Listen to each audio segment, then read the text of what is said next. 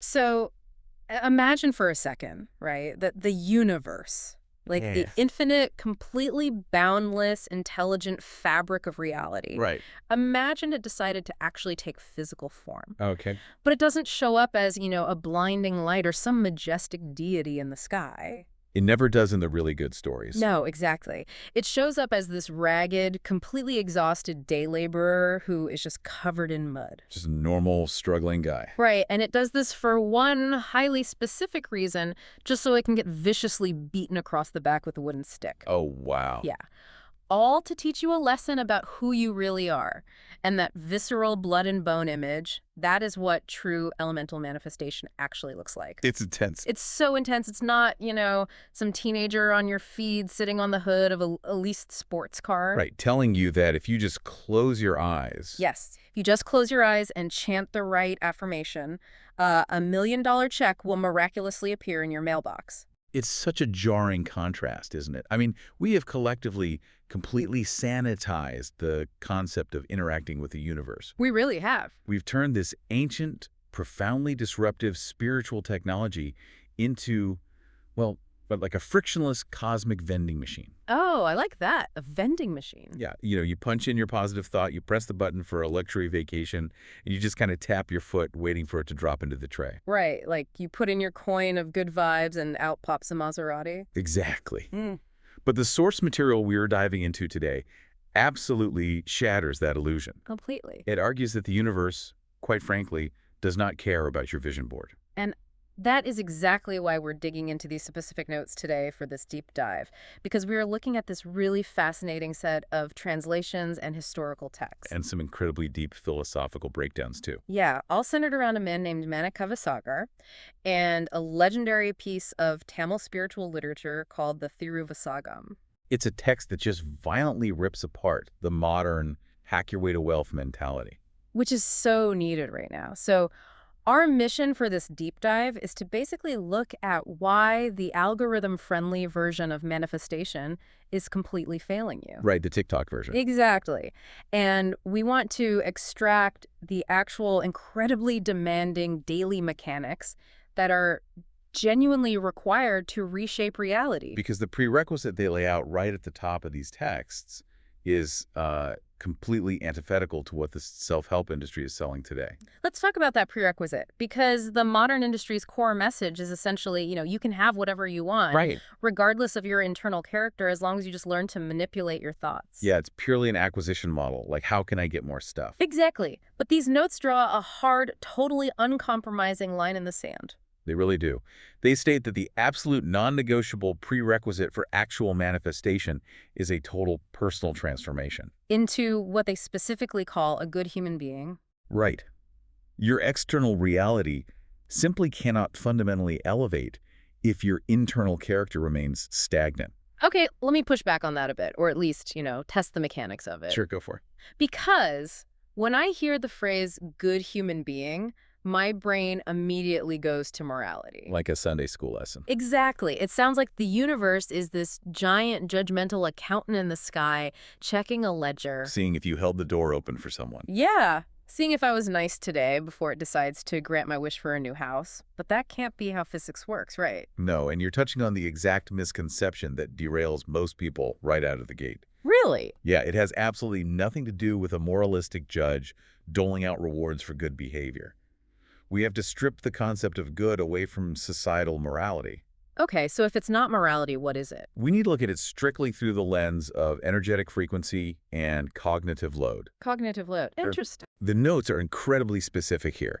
They state that if you do not forgive, if you hold on to the memory of people who have hurt you, it is not going to work. Not like it will be delayed. No, it simply will not work.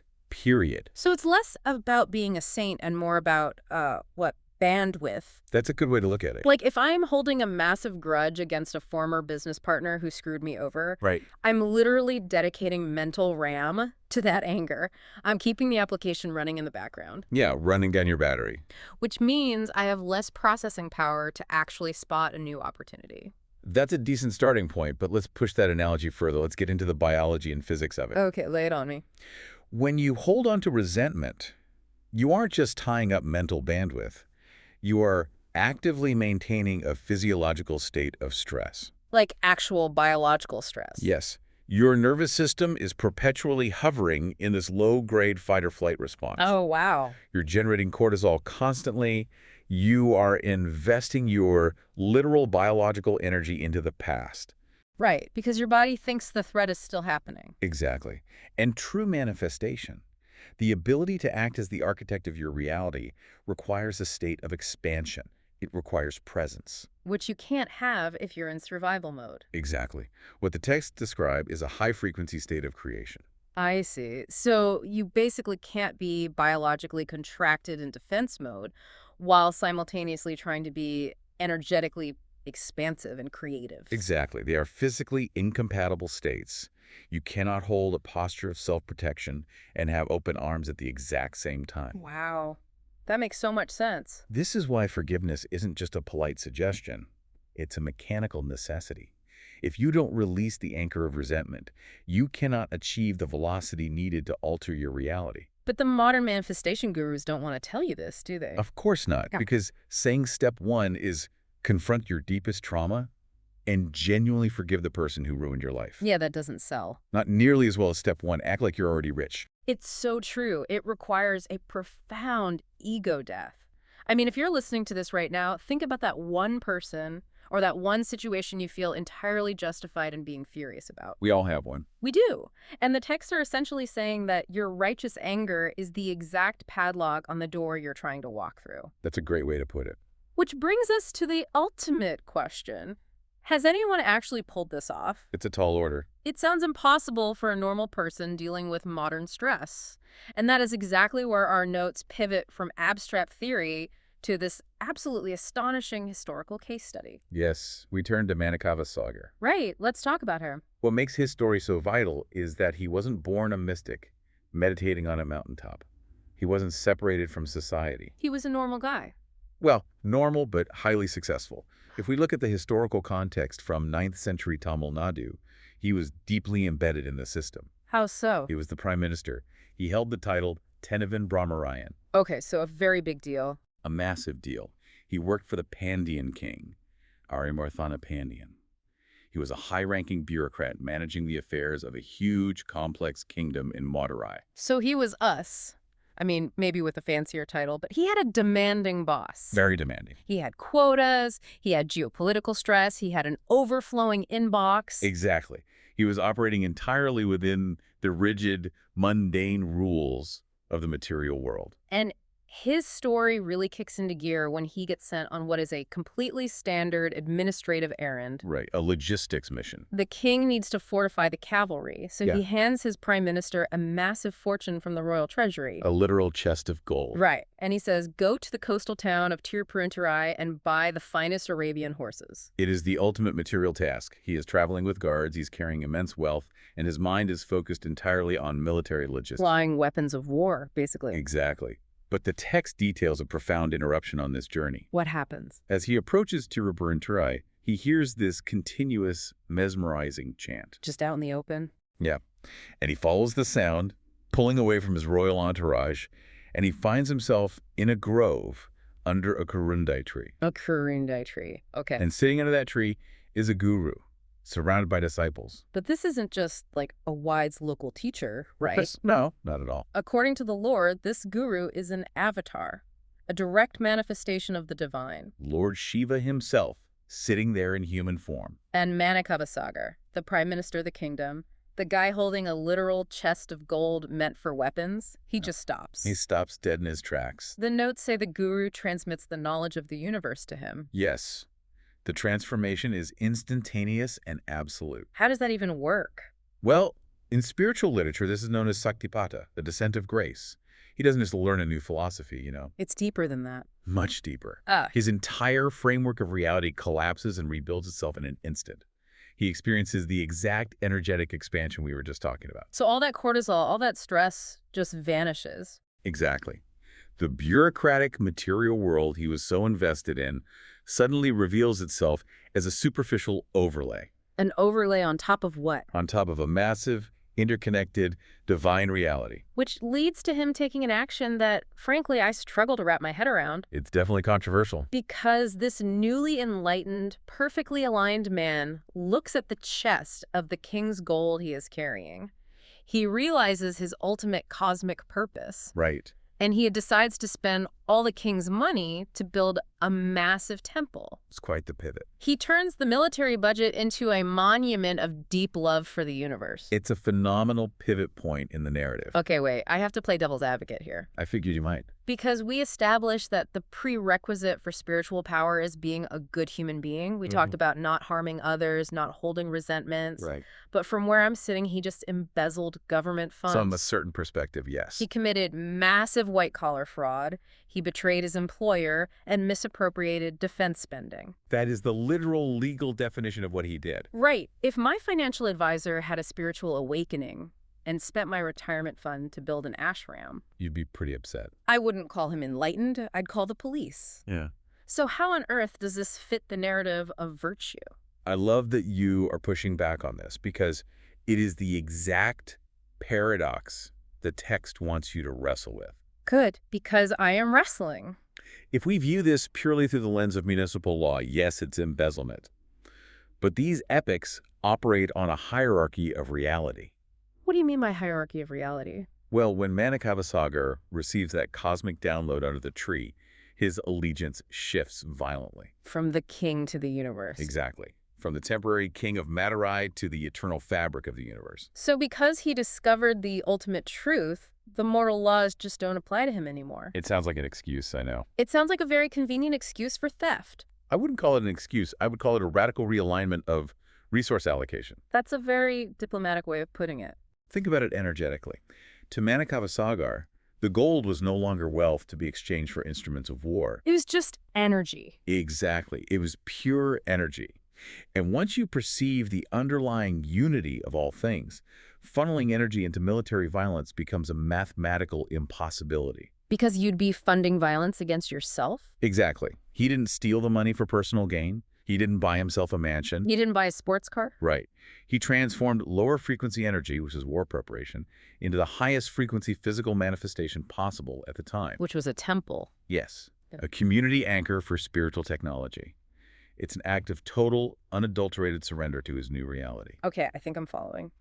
He effectively woke up from the Matrix, realized the digital currency wasn't real, and decided to use the code to build something beautiful instead of buying virtual weapons. That's a perfect analogy. But here is the massive collision. The king is still very much asleep in the Matrix. Oh, very asleep. King Amarthana Pandian does not care about cosmic vibrations or Kurundai trees. No, he does not. He cares about his cavalry. The physical world still demands its due. And this is a crucial lesson for anyone exploring these concepts. Spiritual awakening does not grant you immunity from the physics of the material world. Action still creates reaction? Absolutely. Manikavasagar is summoned back to the capital, empty-handed. Which is terrifying. He is facing execution for treason. And this is the moment where the universe steps in to balance the ledger. The notes describe an absolutely wild miracle here. To save his new devotee, the divine intervenes. Yes, the universe takes physical form again. But this time, it takes the form of a wealthy foreign horse merchant, and it arrives at the king's court and delivers a magnificent herd of horses. But they aren't real horses. Right. The text uses a specific Tamil phrase, Nariyai Paryaki. Yes, Nariyai Paryaki. Which means turning foxes or jackals into horses. The universe essentially cast a cosmic illusion over a pack of wild jackals. Just making them appear as prize steeds to satisfy the king. It is one of the most famous images in Tamil mythology, but we have to ask why. Why the illusion? Yeah, why not just manifest actual biological horses? The universe is infinite. It could easily create real horses out of thin air. Sure. Why rely on a temporary illusion of wild scavengers dressed up as disciplined cavalry? Well, what's your guess? My guess. Because the universe has a brutal sense of irony. Irony, yes, but also a deep structural lesson about the nature of the unawakened mind. Expand on that. The jackals represent the wild, untamed, scavenging nature of the human ego. which is the exact state the king is operating in. Oh, that's brilliant. The king believes he can command and control these wild forces, and the illusion works perfectly during the day. Right, under the bright light of the king's arrogance, it all looks fine. But what happens when the sun goes down? This software patch expires. Exactly. The notes say that during the night, the cosmic magic wears off. The majestic horses revert back to their true form as wild, screaming jackals. They don't just run away. No, they tear through the royal stables. They attack and kill all of the king's actual original horses before vanishing into the forest. The collapse of the illusion leaves the king in a far worse position than if he had just lost the money. Because now he's lost his original cavalry too? Yes. The perceived betrayal is now catastrophic. The king's entire power structure has been humiliated and damaged. Which means the wrath he brings down on Manikavasagar is biblical. It's horrific. The king orders him to be dragged out to the dry bed of the Vaigai River. And this is in the absolute peak of the scorching Indian summer. The heat would be unimaginable. They make him stand barefoot on the burning, blistering hot sand, entirely exposed to the sun. It's literal torture. And here we get to the core of the physical experience. But as he is standing there, flesh burning, the second miracle occurs. Yes. Completely out of season, without a single cloud in the sky, the Vaigai River violently floods. A massive surge. A huge surge of cool water rushes over the banks, specifically flooding the exact patch of burning sand where Manikavasagar is standing. Just think about the sensory reality of that moment. It's wild to picture. The agonizing, relentless heat radiating through the soles of his feet, instantly neutralized by the cold, rushing embrace of the river. But, and I'm going to interrupt you again because the logic here is driving me crazy. Go for it. What's the issue? If the universe has the power to flood a dry riverbed in the middle of summer just to cool this guy's feet, Right. why let the illusion of the horses fade in the first place? Why put him on the hot sand at all? You're wondering why the suffering was necessary. Yeah. If the goal is to protect him, why let him get tortured? It feels like the universe is just playing games with him. It definitely feels that way if we assume the goal of manifestation is comfort. Which is what everyone assumes. We want to manifest an easy life. Exactly. But the notes offer a fundamentally different thesis here. They say, if you truly surrender to process, the process surrounds you, protects you. Protects you, but it doesn't It doesn't say the process avoids you or cancels the hardship. So the suffering is a required feature, not a bug. The temporary illusion of the horses was a catalyst. It brought the conflict between the awakened soul and the sleeping system to an absolute climax. Things had to come to a head. Manikavasagar had to be pushed to the physical limit of human endurance to prove the validity of his internal state. To prove he wasn't faking it. Right. When he is standing on that burning sand, he isn't screaming.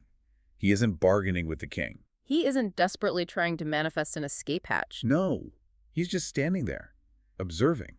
That level of detachment is staggering. He is anchored entirely in his high-frequency state of connection to the divine.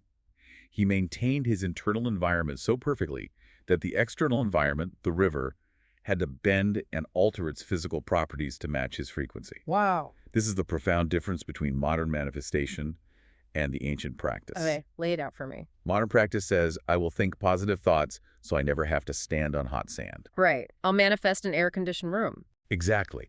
But the ancient practice says, I will so thoroughly align myself with reality that when I am placed on the hot sand, the river will rise to meet me.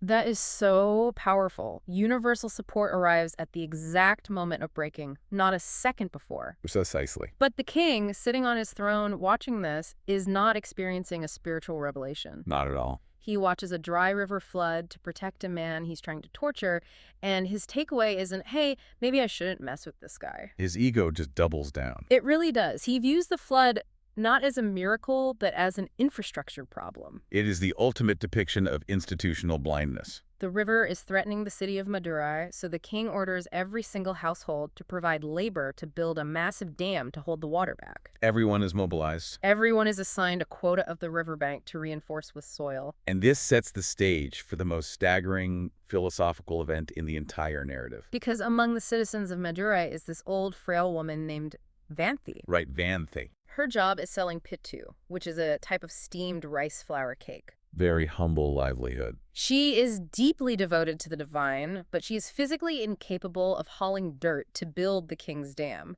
She's just too old and frail. She's terrified she'll be punished. And once again, the universe intervenes. But look at the form it takes this time. Yeah, it's so different. It's not a grand guru under a tree. It's not a wealthy foreign merchant with magical horses. Right. The divine takes the form of a scruffy, erratic, ragged day laborer. Covered in mud. He approaches the old woman and offers to do her share of the physical labor. And his price, he doesn't want gold. No, he just wants her broken, crumbled, leftover pieces of pitu. It's such an incredibly humble image. A god working for crumbs of rice cake. It's beautiful. But as soon as the old woman agrees, the laborer goes to the riverbank and proceeds to be the absolute worst employee in the history of civil engineering. He really is terrible at the job. The notes say he engages in mischievous fun acts. He throws a little mud, then he dances. He sings. He lies down under a tree and takes a nap while everyone else is breaking their backs. He is actively sabotaging the section of the dam he's supposed to be building. Why would he do that?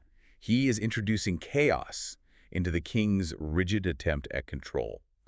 In Eastern traditions, this is referred to as Leela, or divine play. Divine play. The universe is unbound. It refuses to take the king's frantic, ego-driven rules seriously. The king is trying to build a wall to hold back a divine flood, and the universe is literally dancing in the mud, mocking the futility of it. Exactly. Which naturally drives the king's overseers completely insane. They're losing their minds. The water is pouring through Vanthi's unbuilt section of the dam. The king himself rides out to inspect the failure. And he sees this lazy laborer sleeping under a tree. And he is absolutely furious that his orders are being ignored. He grabs a cane, this heavy wooden stick, strides over to the laborer, raises it high, and strikes the disguised universe violently across the back. And here's where myth, physics, and consciousness violently collide. This is the moment. The texts describe a mind-bending consequence to that single action. At the exact millisecond the cane strikes the laborer's back, the pain of that impact was felt by all species on Earth. If you are driving right now or doing the dishes, I really want you to stop and visualize the sheer scale of this. It's profound. The king swings a stick, and instantly every single human in the city gasps in agony. The birds in the sky falter in mid-flight. The fish in the flooded river twitch. The guards drop their weapons. And the king himself feels the agonizing, burning sting of his own weapon tearing across his own back. It's just incredible to think about. It is the ultimate, undeniable proof of the concept of non-duality. Everything we've discussed up to this point, the forgiveness, the energetic frequencies, the illusions, it all pivots on this one moment. We hear non-duality thrown around in yoga classes a lot, usually meaning something vague, like, we're all one. Yeah, it becomes a bumper sticker. But let's really unpack the mechanics of what this story is claiming. Let's use a biological analogy to make it clear. If you go into an ancient forest, it looks like a collection of thousands of individual separate trees. Right. They look totally independent. But if you look underground, you find the mycelial network. Yeah. A massive, interconnected fungal web that links the roots of every tree. Okay, I'm with you. If you take an axe and chop down a tree on the edge of the forest, the chemical distress signals travel through that mycelial network. And trees miles away alter their chemical composition in response. They literally feel the strike. Yes. Non-duality posits that consciousness functions the exact same way. So the illusion is the skin. Exactly. So the illusion is that my boundary ends where my physical body ends, and your boundary begins over there. That's the matrix we're living in. But at a quantum level, or a consciousness level, we are just different branches of the exact same root system. Precisely. You are not a drop in the ocean. You are the entire ocean in a drop. Wow. When the king strikes the laborer, he assumes he is punishing a separate, lower-class entity. But because the laborer is the localized avatar of the universal fabric, striking him sends a shockwave through the entire network. Yes, he hits the universe, which means he hits himself, and he hits every other biological manifestation of the universe simultaneously. And this circles us all the way back to the very first rule in our notes. Right back to the prerequisite. The absolute prerequisite for manifestation. You must forgive. You must be a good human being. Now you see why. Because if this non-dual framework is true, holding a resentment against someone else is literally a form of autoimmune disease. It is your left hand deciding it hates your right hand and trying to cut off its blood supply. Which damages the entire organism. Exactly. This is the profound takeaway from the cosmic strike. Yeah. Radical empathy, radical forgiveness. These aren't moral virtues you adopt to be a nice person. It's not about being nice. No, they are a recognition of literal, structural reality. Hurting someone else is mathematically identical to hurting yourself. The universe isn't demanding you forgive others to test your goodness. It's demanding you forgive others so you stop fracturing the energy field you are trying to use to create your reality. That is exactly it. That is heavy. I mean, it makes the modern law of attraction look so incredibly small and honestly childish. It really exposes how superficial the modern version is. We are out here trying to manifest a 15% raise at our marketing job, and the universe is trying to teach us that we are quite literally everything and everyone around us. Imagine how human behavior would rewrite itself overnight if we operated with that level of visceral empathy. Just imagine. If you were about to fire someone callously or leave a hateful comment online, Right. and you physically knew that the moment you click send, the exact emotional pain would register in your own nervous system. It would end wars. Instantly. It would dissolve the entire framework of exploitation. And this immense self-realization, this firsthand experience of the cosmic strike and the nature of reality, this is exactly what Manikavasagar distilled into poetry. This text we've been talking about, the Thiruvasagam. Yes. The Thiruvasagam isn't just a historical record. It is an energetic blueprint. And its impact on Tamil spiritual literature is completely legendary. I mean, there is a famous quote associated with his work. Let's hear it. It goes, Thiruvasagathuku urugar, or Vasikathukum urugar. Beautiful. It translates roughly to, he whose heart is not melted by the Thiruvasagam must have a stone for a heart. The devotion and emotional connection to the divine in these verses are so raw, so pure. It completely revolutionized devotional poetry. Because he wrote with the perspective of someone who had actually stood on the burning sand and felt the river rise. He lived it. In his poem, Sivapuranam, which is the first part of the Thiruvasagam, he outlines the evolutionary journey of the soul. He says, Pulagi Pundaji, describing how he has been born as grass, as a plant, as a worm, as a tree, passing through every species before becoming human. It is a poetic mapping of the exact non-dual interconnectedness we just discussed.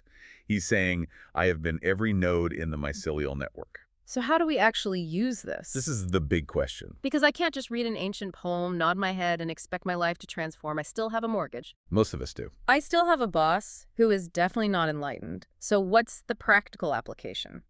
Our notes pivot beautifully here, from the epic mythology of the jackals and the cosmic strike to highly practical, almost shockingly mundane daily habits. This section 5 of the journey.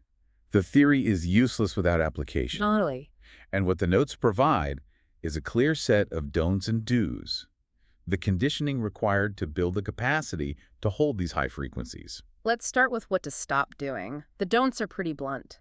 Very blunt. Stop buying lottery tickets, stop trying to cast money spells, or burning specific candles to get your ex to text you back. Because that is trying to use the universe as a vending machine again. Exactly.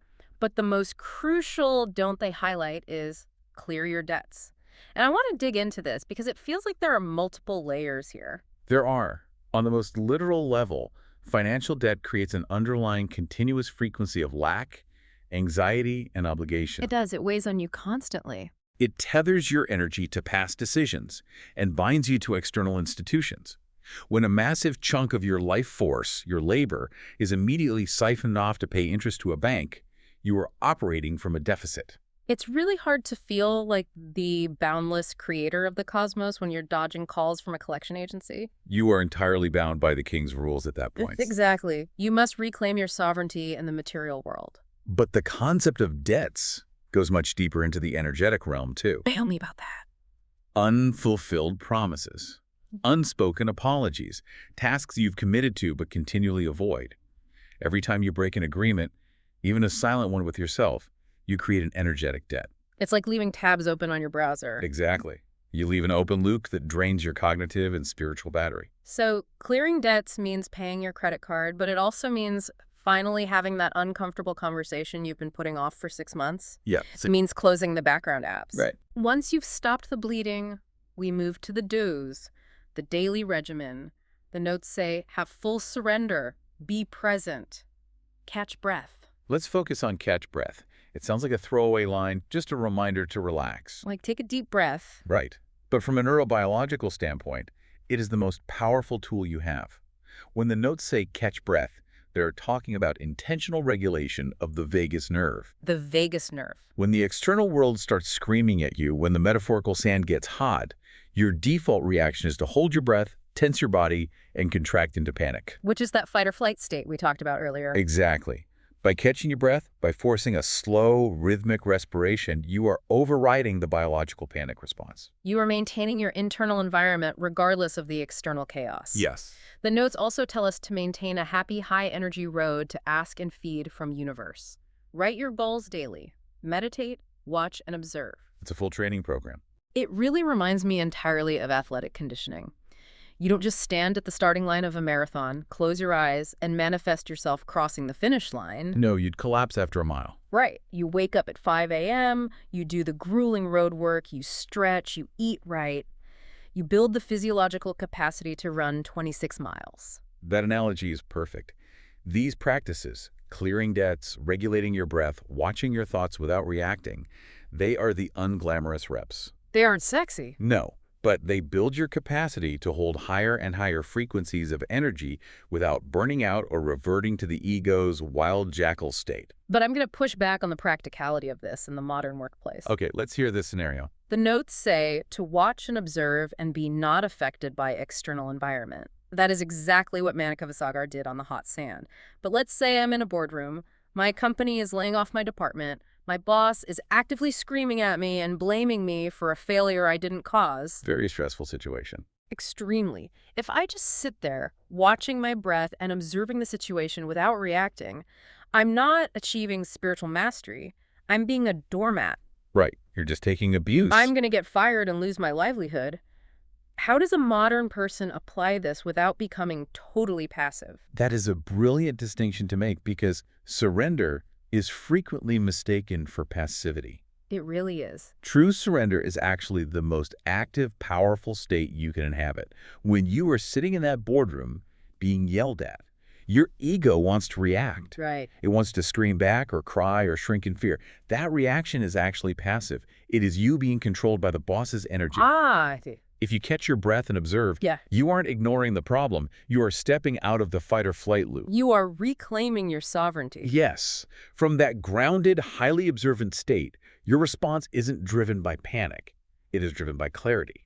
So what does that look like? You might still stand up, calmly point out the data that proves you aren't at fault, and hand in your resignation because you realize this environment is toxic. But you're doing it from a place of power. Exactly. Action taken from a state of internal stillness is infinitely more powerful than action taken from a state of chaotic reaction. You aren't being a doormat. You're refusing to let the external environment dictate your internal frequency. You're standing on the hot sand, waiting for the river. Beautifully said. And when you consistently do this, the notes give us the ultimate promise. The big payoff. If you follow this path, clear the resentment, do the daily reps, and surrender to the process, they conclude that you will be creator of your life. And the specific choice of the word creator here is so profound. Why is that word so important? It represents the final semantic shift away from the modern manifestation trap. Most self-help books talk about attracting things. Right, the law of attraction. But attracting implies duality. It implies that there is a boundary where I end, and the thing I want, the money, the relationship, the health, exists outside of me, across a gap. And I have to act as a magnet, pulling it across the void toward myself. It's an exhausting, passive, and ultimately separate way of viewing reality. Because it reinforces that we are apart from what we want. Exactly. But creator is entirely non-dual. When you become the creator, you have fully internalized the lesson of the cosmic strike. You realize that you and the reality you want to experience are made of the exact same fabric. Yes. You are not a magnet trying to pull a foreign object toward you. You are the ocean, choosing to form in specific ways. You are shaping reality from the inside out.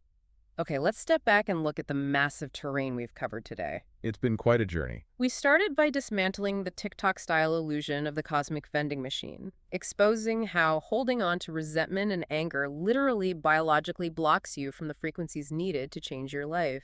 We journeyed through 9th century Tamil Nadu with Manikavasagar, witnessing what happens when you awaken to a higher truth. And radically reallocate your energy, even if the unawakened system of the king threatens to execute you for it.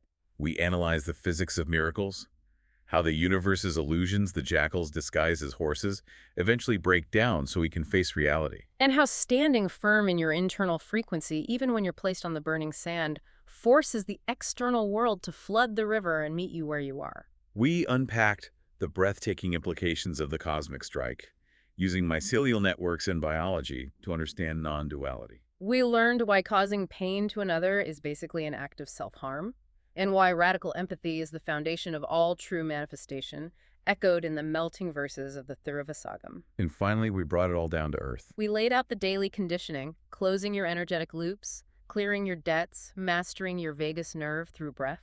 And shifting from a desperate attractor to a sovereign creator. It is an instruction manual that demands absolutely everything from you, but it promises the actual universe in return. It's the journey from the illusion of control to the absolute power of surrender. So as we close this deep dive, I want to leave you with a thought to chew on, something to examine while you're commuting or doing the dishes or lying in bed tonight. The final question. We talked about Manikavasagar letting go of the royal treasury, letting go of his status, and trusting the underlying process enough to stand barefoot on the fire. If the universe is genuinely willing to step in, to flood rivers out of season, to take the form of a laborer, and to literally absorb a beating for you when you are fully surrendered to your true path. Right. What is the one safe, ordinary thing in your life right now that you are terrified to let go of? What are the jackals in your life that you are frantically trying to disguise as horses? Because until you are willing to let the night fall and the illusion break, the real magic can't even begin. That is the threshold. You either step across it or you keep playing by the king's rules. We all want the easy way out. We want the clean, transactional magic trick. But true creation, it's messy. It's a flood on burning sand. It's radical, terrifying empathy, and it requires you to become an entirely new version of yourself. Thank you for taking this deep dive with us.